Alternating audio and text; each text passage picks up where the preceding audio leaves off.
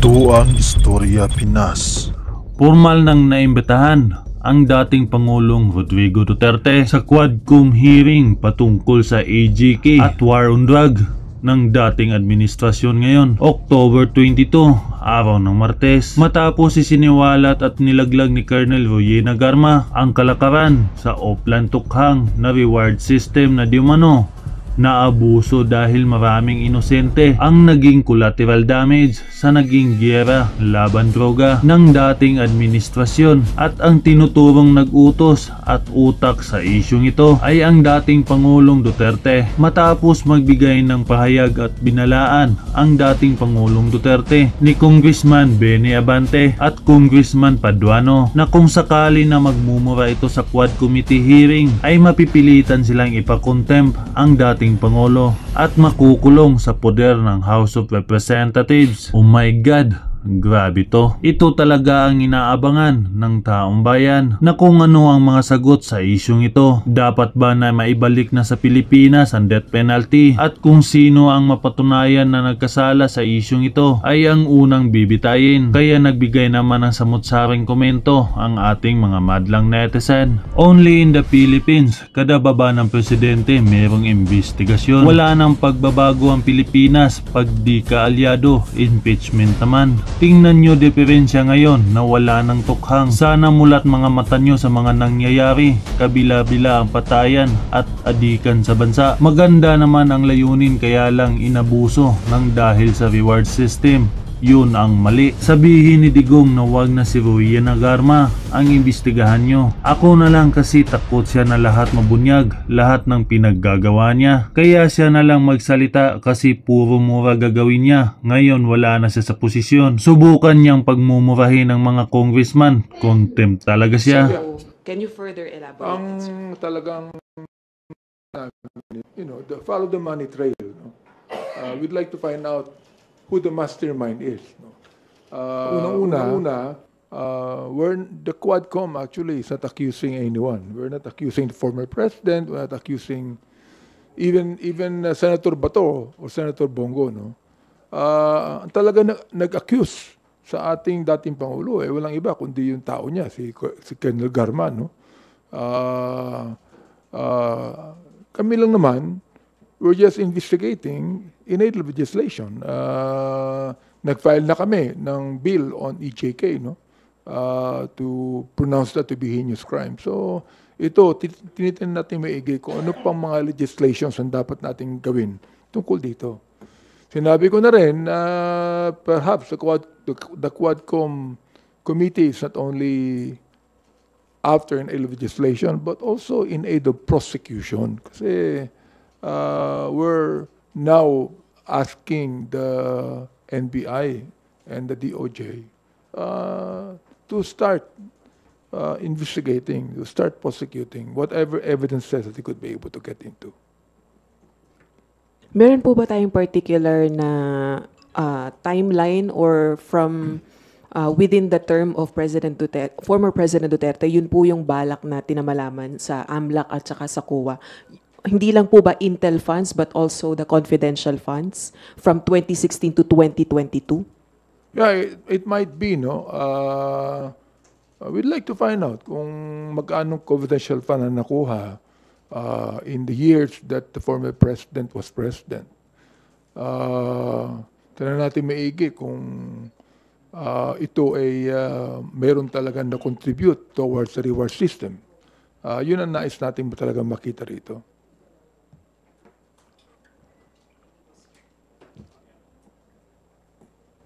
Sir, sorry, you just mentioned po na hindi lang po kayo after in aid of legislation but also in aid of prosecution. But Attorney Harry Roque po sa kanyang video na inilabas, pinost niya po kanina, a few hours ago, said na hindi naman daw po trabaho ng Kongreso ang in aid of prosecution, kundi ng executive. Also, sinabi niya na hindi siya pugante dahil wala naman daw siyang nilabag na batas, dahil legislative contempt lang naman daw po yung ipinataw sa kanya. Totoo yun. We're not here to prosecute. That's the reason why hinihiling namin sa NBI, sa DOJ, na simulan ng investigasyon. Ngayon, kung talagang pinapaniwala ni Atty. Roque na wala siyang nagawang anumang kasalanan, hindi siya pugante, na, hindi siya lumabag ng anumang batas, yung magpakita siya, humarap siya sa amin. Ba't siya nagtatago? Yun ang nais namin malaman. Bakit si Atty. Roque, imbis na humarap sa amin, nagtatago siya. Samantalang merong arrest order sa kanya.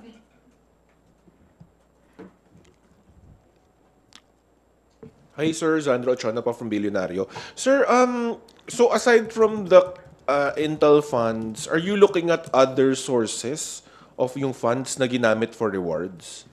Actually, Colonel Espinido made a statement in our first Quadcom hearing na talagang mayroong reward system. Tinanong namin kung saan nang gagaling yung reward system. At sinabi niya, nanggagaling ito sa mga gambling money. For example, STL, for example, Pogo. Yun ang sinabi niya, no? Now, meron itong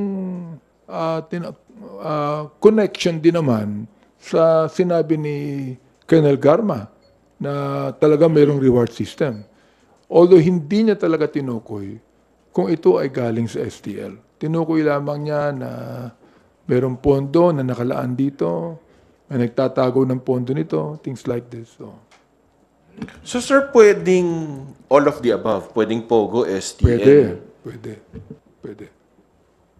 More than one? Yes, pwede.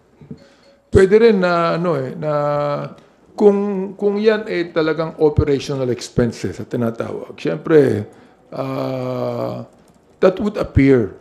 Mag-a-appear yan sa COA, mag-a-appear yan sa pag-imbestiga doon sa mga intelligence fund and confidential fund na nakalagay ng operational expenses. Ang gusto nating malaman, paano ginamit itong operational expenses na ito? Kasi actually, pag sinabi nating operational expenses, na binibigay bago ang operation. O, hindi binibigay yan after the operation. So it's not actually a post-operational expenses. But before any operation can be done, merong tinatawag nating operational expenses. We understand that. But not the reward for policemen killing another person for that matter. So, sir, possible na dirty money yung ginamit for the reward system? It can be possible. Yes. And sir, last na lang on my part. Yung may binabanggit si Colonel Garma na yung Coplan pala, sir, hindi pala pinapondohan ng PNP. Yung Coplan po, yung mga planned na operations. Hindi pala siya pinapondohan ng PNP. Nakasanayan na daw on ground na pumupunta yung mga police sa mayor. May ganun po. I do not know a lot of things about that. Although, syempre, ang atin namang mga kapulisan, pumupunta yan sa LGU, no? Especially kung talaga meron silang operations. And they would be asking the LGU for help. Okay lang yun eh. Okay lang yun eh. Unless otherwise, ang talagang papatay nila, mayor din naman. The thing is, in the past, in the last administration, I think there were 9 mayors that were actually killed. Yun nga, sir. Would we go as far as isa-isahin? Tignan yung mga kaso na rin na ito kung connected? Tignan na namin to eh. Ang sinabi lamang ni Colonel Garma na merong police officer na involved ay yung pagkapatay kay Mayor Halili, no?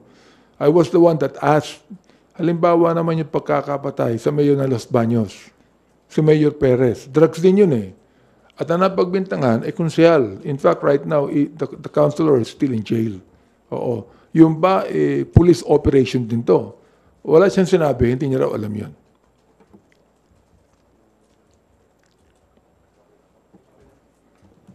Kong, Ian Cruz po, GMA. Yes. Sir, may testigo na ba tayo na magsasabi na galing nga sa CIF yung ginamit na pera sa Tokhang?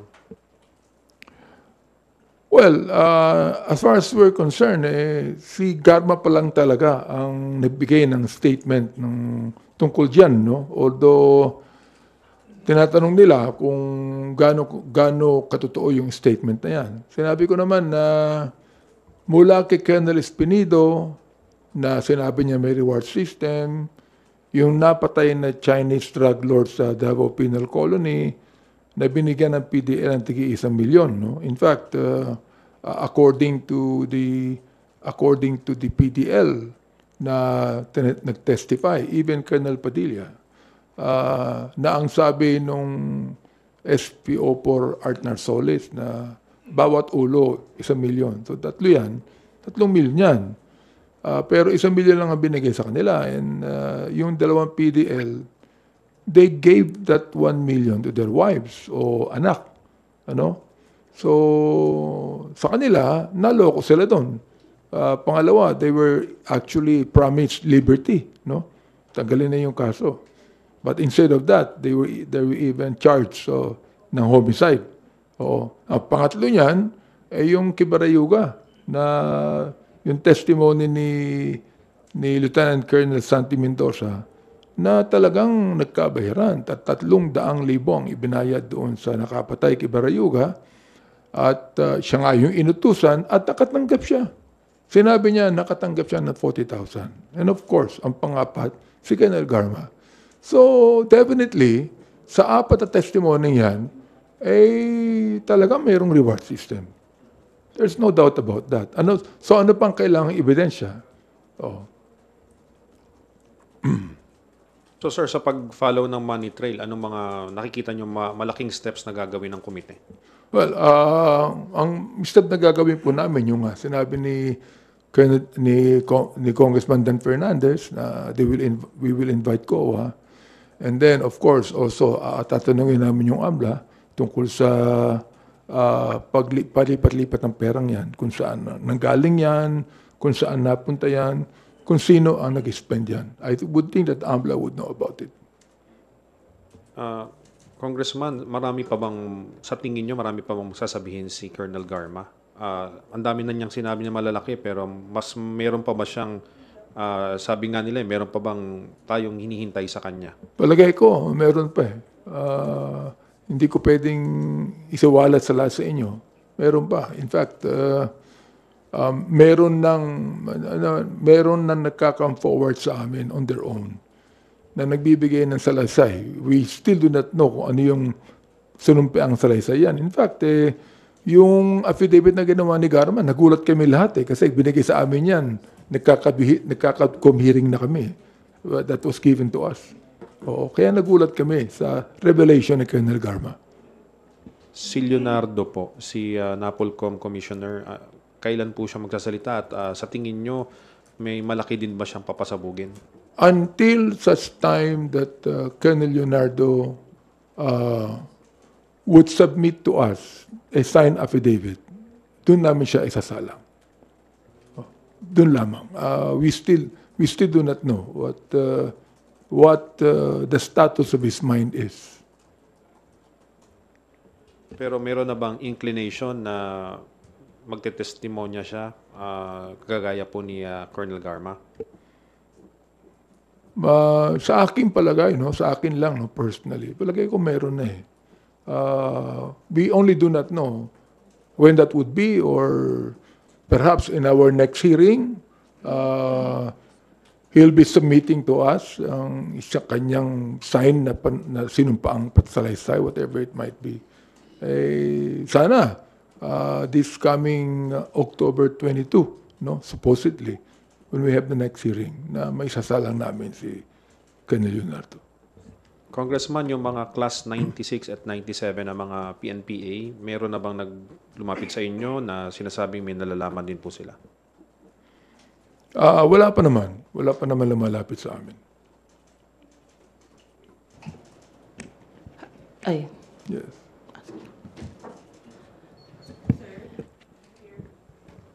Yeah. Hello, sir.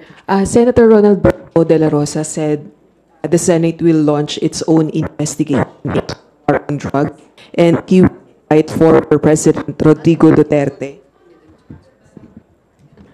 Senator Ronald Bato de la Rosa says the Senate will launch its own investigation into the war on drugs and will invite former President Rodrigo Duterte as resource person. At naniniwala siya mas malaki po yung possibility na dumalo si former President sa ilo-launch nilang Senate investigation.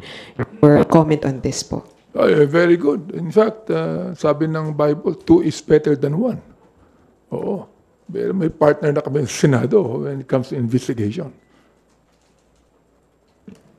How about yung possibility na humarap mismo si former president sa kanila and yet dito sa atin po sa Quadcom? It seems like, yun po, although nagbigay na po ng statement si former president na willing siya na umaten, pero mas malaki yung possibility sa Senate siya humarap. Well, it might be. It's up to him actually. Although in-indicate na niya na haharap siya if he's invited. No? So, sa amin, okay na okay yun eh. Hopefully, he will come and clear the air and say what he would like to say. You mentioned earlier, Kong, na next hearing, EJK ulit yung topic.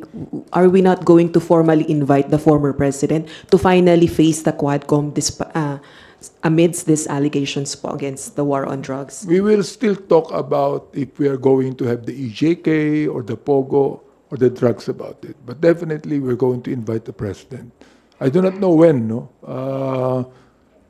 Sa akin, if we're going to invite the former president, hindi muna namin iimbitahin ng maraming mga iniimbita namin, no? So that he could be able to freely say his piece. Mahirap naman kung napakaraming iimbitahan namin and then maghihintay siya na matagal. We do not want that to happen. Sorry, sir. Pero hindi ho ba maaapektuhan yung pong inyong investigation na ginagawa kung sa Senate siya unang humarap dahil naka 8 public hearing na po yung Quadcom and palagi pong nadadrag yung pong si former President Duterte? Hindi naman siguro sapagkat malalaman naman namin kung ano nga sabihin niya sa Senado. Eh. Whatever he will say, no? Babantayan namin maigi yan eh.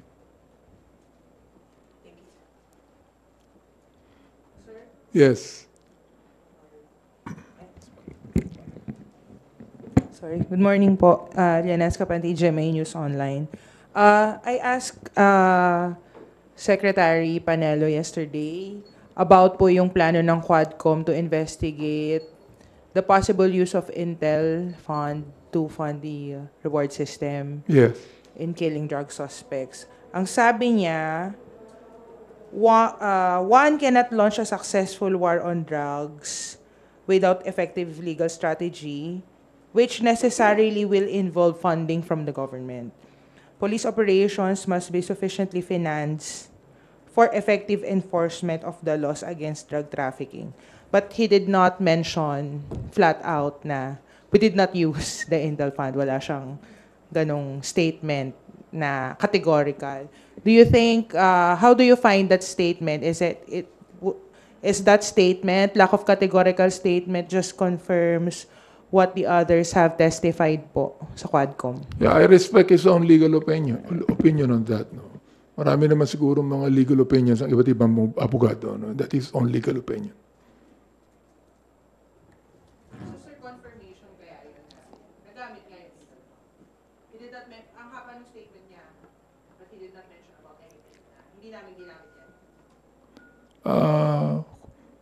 Anong ibig sabihin ng hindi namin ginamit? Kasama siya ron? Hindi, sir. Kasi I was asking yung possibility na, yun nga, I asked him, sir, ginamit yung Intel Fund, you know, for the police operations under war on drugs. Hindi niya, dun sa mahaba niyang statement, hindi niya sinabi yung intelligence fund. Palagay ko, it will depend upon our investigation. Sir, sorry. Follow-up lang po dun sa question about Bato. Maglo-launch sila ng sarili nilang investigation po and invite si PRRD. Tingin niyo po ba magiging fair si Senator Bato dun po sa magiging pagdinig ng Senado, lalo na siya mismo po yung nadidiin sa issue ng war on drugs? Hindi. Paano niyo pa nasabi, sir? Well, you know, the thing is, he became the Director General of the Philippine National Police during the time of the former president. No? But just imagine, he was only a brigadier general all of a sudden. Nagdagdagan siya ng star, no? Naging major general siya and naging director general. So I would think that he would be more biased than actually balanced in that hearing. No? Sir, how about po yung mga narco generals? Are you going to invite them? Wala po kasing na-file na case at wala din pong nailutang na evidence. Nabrand po sila dahil close sila sa isang presidential candidate kay former DILG Secretary Marojas na identified doon sa Novotel. Sinabi na pong narco generals agad. Pag amin na pong iimbestigahan ng drugs, dangerous drugs, palagay ko we will now be able to know and invite who the narco generals are. At this point in time, hindi pa masyado naming pinag-uukulan ng pansin yan. Good morning, Kong. Yes. Here, right here. Sir, so are you seeing conflict of interest sa investigasyon ng Senado or their planned investigation dito sa war on drugs? I really do not know if most of the senators would agree to it. No? Sinabi lang yan ng isang senador. So, there might be. But we do not know. No? We still have to wait until such time that will happen. On the details lang po nitong pagtap ng AMLC sa investigasyon ng Quadcom, nag-reach out na po ba ang Quadcom to the AMLC? And on the particulars po, kani-kaninong bank accounts po yung titingnan? For example, dun po ba sa mga involved sa killing, for example, ng 3 Chinese within the Davao Prison and Penal Farm? Or dun sa mga involved kay Wesley Barayuga? We have always invited the AMLC to come and be in our hearing, no? Because of the POGO, o yung money trail ng POGO. Hindi pa namin sila natatanong kung yung money trail that happened in the EJK operations. Ngayon pa lang. Kaninong transactions po yung particular Yung transactions? Kaninong particular transactions po yung titingnan, sir? On the revelation, on the basis of the revelation of Colonel Garma.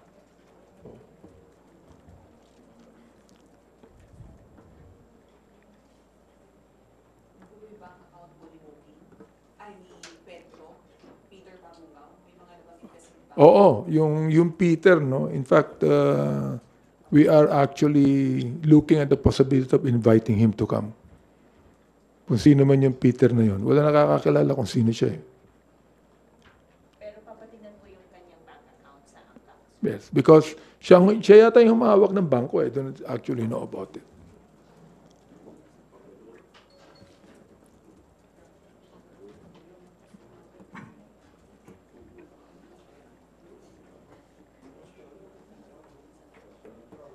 Sir, yung mga banks, papatawag din ba natin? Sir, kasi doon sa affidavit ni Garma, naka-specify yung mga banks may mga banks po na specify doon sa affidavit. Papatawag din po ba natin sila?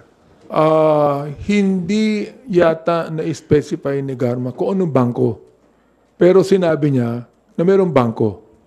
So we're gonna find out kung anong bangko yan. Pag nakita namin, nalaman namin kung anong bangko talaga yan, well, of course, papatawag po namin yan.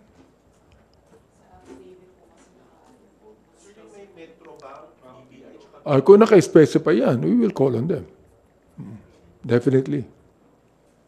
You don't see naman na magiging hurdle yung bank secrecy law? Hindi naman siguro. I mean, I think that the AMLA would know about it. I think that the bank will be honest about the transactions.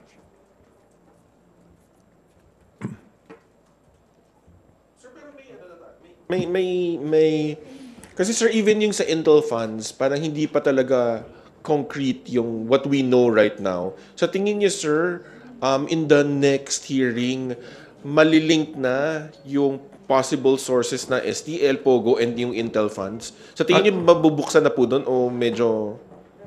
In our hearing, there'll be no let up. No? Ibig sabihin, talagang hindi lang namin tatapusin ito. But we will do everything we can to let the people know kung talagang ano nangyari dyan. Kasi sinimbulan na namin eh. And of course, this is about politics, no? The thing is, we would like the people to know na talagang kami, gagawin namin na lahat para ma-expose lahat itong mga shenanigans na ito, ma-expose lahat itong mga illegal na gawain ito. Kung may idea na ba ang Quadcom kung doon nga sa nababanggit ni Sandro kanina, kung TFF or doon sa STL, anong bulk ng money ang pinanggagalingan po? Kung may idea kami, meron, no? Although we cannot say pa definitely kung ano yun, no? Kahit nasa Pogo may mga iimbitahan kaming bangko tungkol dyan to be able to find out the money trail. Pero hindi pa ngayon, pag pinag-usapan ng GH, kasi umaabot kami ng hating gabi, no? Just to talk about a certain topic, no? So, tingnan natin kung halimbawa masasabi ko sa Quadcom na okay, sa ating next hearing pag-usapan natin ng EJK and then Pogo. Pero kung when it comes dun sa reward system, ano kaya ang nagagamit na pera doon? Intelligence fund, Pogo money, STL? Sinabi ko na possibility na lahat nagagamit yan. Oo. STL, Pogo fund, nagagamit din yan. Kasi pag operational expenses yan, pwede mo gamitin yung confidential fund yan. Oo. Nakalagat talaga dyan. Just would like to find out magkano ba ang nagamit yan? Saan ginamit yan? Sir, may amount tayo? Meron tayong estimate kung magkano lang? Wala pa wala pa kaming estimate kung magkano. Ang inaano namin ganito Kasi sinabi ni Garma, tiered yan 3 level yan Ano? So, pag sinasabi namin, ilan ba ang pinatay? Ilan ba ang pinatay? For example, like, merong pinatay na mayor, merong pinatay na drug lord, merong pinatay na drug pusher. Sa estimate namin, umaabot ng I do not know pero malaki.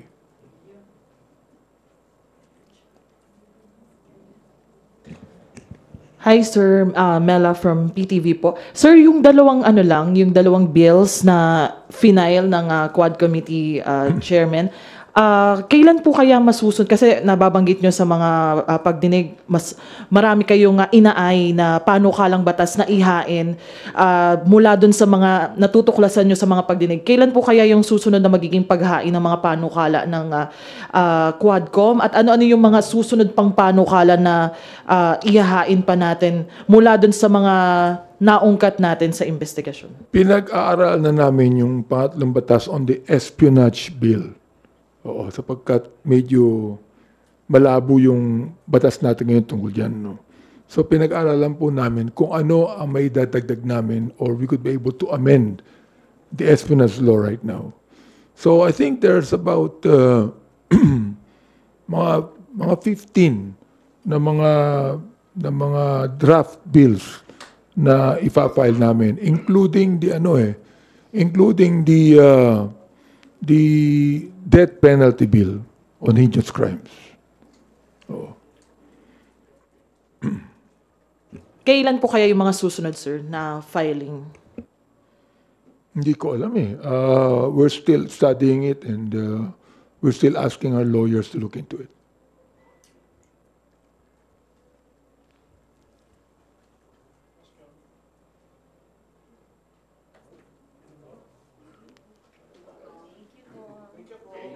Salamat. Can I just say something? Gusto ko lang magpasalamat po sa ating mga kababayan, no?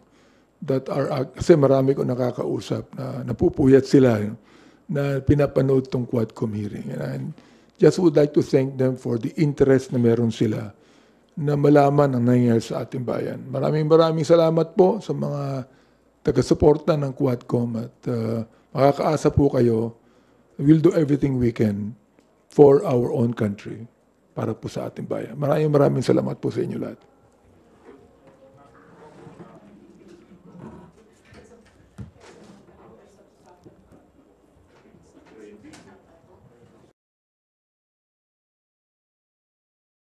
Sige. Kung yung sinasabi na pabubuksan daw yung mga cold cases, mga cold cases po yung mga sa mga dating mayor, mga 14 na po yun, ano? Ano po ang reaksyon ng Quadcom doon? Nabuksan na po namin yung Mayor Halili, no? Sapagkat binanggit ni Colonel Garma at ngayon nga iniimbestigahan na uli, no? The thing is, kung ang NBI and the Philippine is now opening the cases na nung araw ay hindi pinansin, napansin because of the Quadcom hearings, baka meron pa kaming bubuksan na ilang mga nangyari mga injustices na dapat malaman ng taong bayan at dapat buksan uli. Oo. Sapagkat ito hindi na napag-usapan, no? We would like all of those cases that we feel are injustices, we feel na hindi nagkaroon ng due process, na mabuksan uli po ito at may imbestigahan. Sir, last na lang, tingin niyo po ba dapat na po tayo ulit mag-rejoin ang Pilipinas sa ICC? Unang-una pa ako na na-declare nung nagkakaroon kami ng hearing ng human rights na I'm not going to allow the ICC na pakialaman kami, no? They can do their own investigation. Hindi kami nakikialam sa kanila. They have the right to have their own investigation. We have the right of our own. And we are not going to submit our documents to them, no? Although, public naman yung hearing namin, kaya palagay ko narinig na lahat ng nangyayari. I don't think there'll be walang possibility for them to join us in the hearings. I mean, yeah. Kasi di ba, sir, umalis na tayo. Sabi ng ating Pangulo, hindi. So, we respect the decision of the President for not actually rejoining the ICC. Nirespeto namin siya because only the President can do that.